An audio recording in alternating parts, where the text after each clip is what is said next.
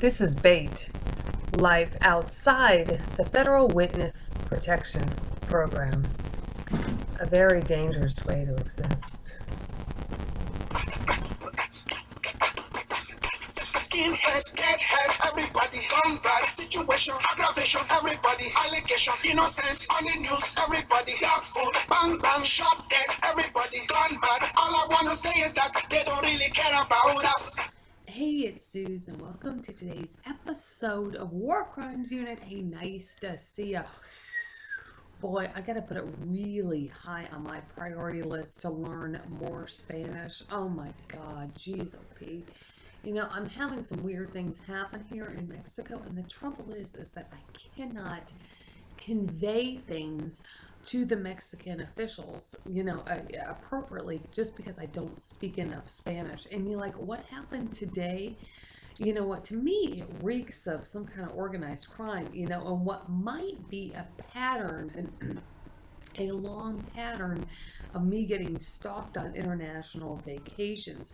I mean, this happened before and after ICE responded to Senator Harry Reid in that big congressional response letter that I flash up everywhere.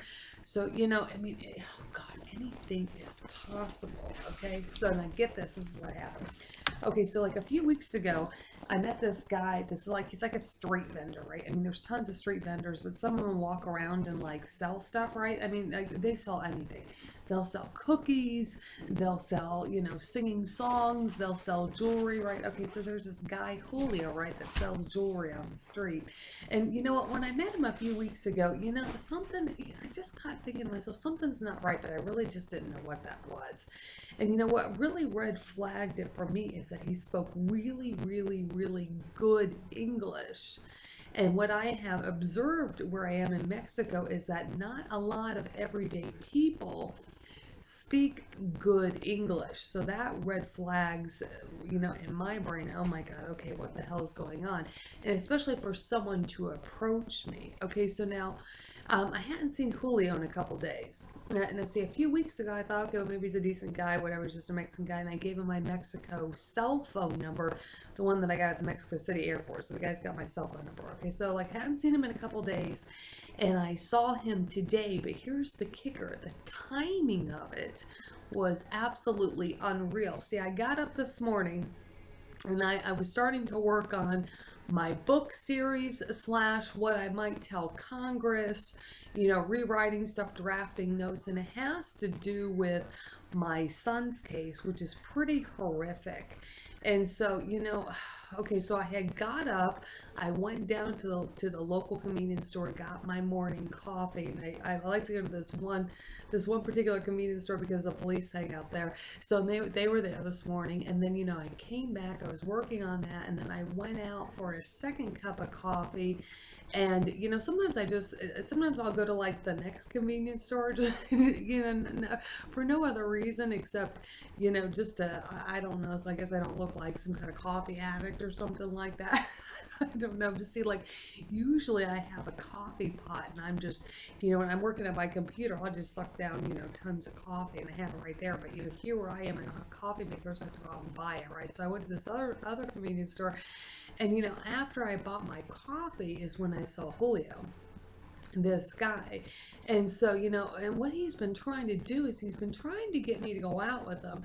He's like, oh, I just want to party with a white girl and all that. And I'm like, okay, well, whatever. I guess we could go to a club sometime. I mean, I told him this in the past, but like today something was really, really weird, right? So we're sitting at this bench and then he's like, well, hold on, wait a minute. I got to go over, and get something from this guy or whatever, or inventory or something like that. And he comes back and he tries to proposition me for like drugs, like not like drugs that you could buy at the pharmacia, but we're talking like street kind of drugs. And I'm like, oh no, I'm like, dude, I do not do drugs. I am not a druggie and I will have absolutely no part of that. If we want to go have a beer, I'm just like playing this off. I'm trying to brush this off, right? Because I'm thinking in my mind, I got to get the hell away from this asshole. goddamn druggie. He's a goddamn freaking druggie, like street druggie, street seller druggie, shit like that. I'm like, holy Christ, get away from this guy. So I'm like blowing this off. Oh yeah, sure, we can go have a beer, just call me or whatever. But so I get this, so I come back and I'm working on my son's case again on my computer, and my cell phone kept ringing all afternoon. See, and this is the kind of crap that they pull in the United States of America, is that they try to do something to interfere with my work on my son's case. I mean, there's a 10-year history on this. So as crazy as this sounds, as if something, you know, could be happening in Mexico related to this, in my situation, anything's possible. Keep in mind, I'm boiling in assholes and corrupt law enforcement in the United States, and especially these FBI, CIA, Al-Qaeda task forces, and apparently the CIA's got some kind of presence, you know, internationally, so that also makes my situation hella dangerous.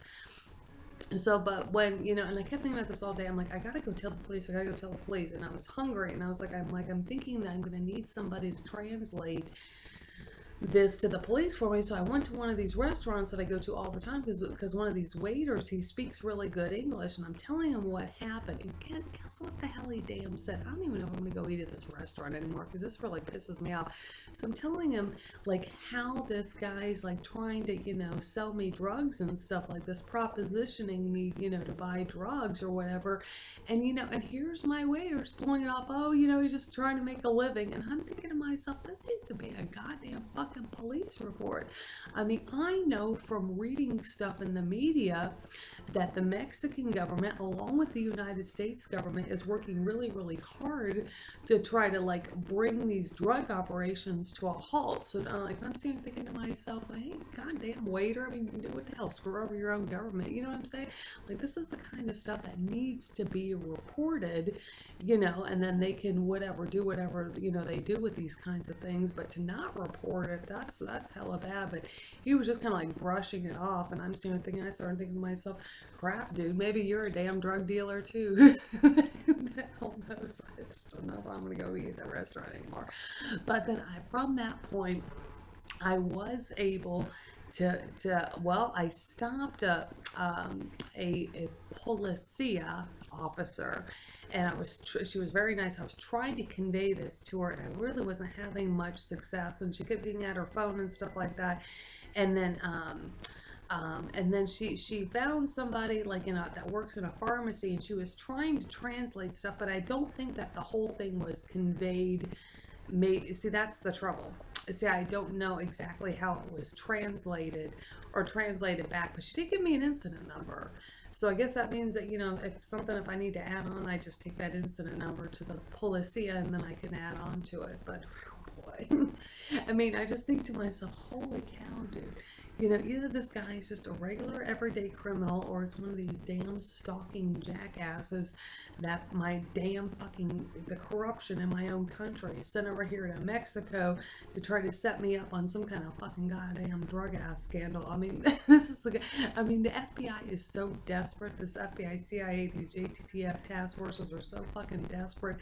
They'll pull anything. That's why I said my situation is hella dangerous.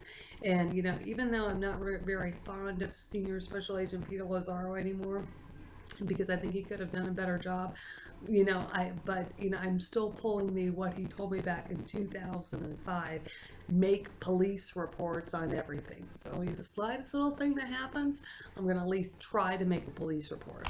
Anyway, so that's today's episode of War Crimes Unit. Keep the bad guys away. Keep your stun gun handy. There's real criminals and terrorists out there. I'll see you next time.